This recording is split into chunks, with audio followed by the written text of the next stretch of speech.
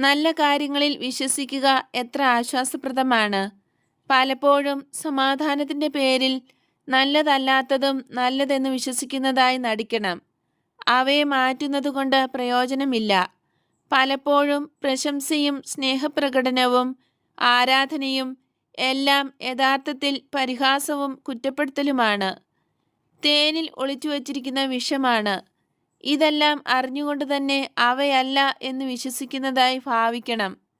വേറൊരു വിധത്തിൽ പെരുമാറാൻ സാധ്യമല്ല. തിന്മയുടെ ലോകം വളരെ ശക്തമാണ്. അതിനെ ചെറുക്കാനുള്ള ശക്തി നമുക്കില്ല. ലോകം മുഴുവൻ നമുക്ക് എതിരാണ്. നാം ഒറ്റപ്പെട്ടിരിക്കുന്നു. അങ്ങനെയുള്ളിടത്ത് യഥാർത്ഥത്തിൽ നന്മ കാണുമ്പോൾ അതിൽ വിശ്വസിക്കാൻ യാതൊരു പ്രയാസവുമില്ല. നേരെ മറിച്ച് കാലം പൂർത്തീകരിക്കപ്പെടുന്നു.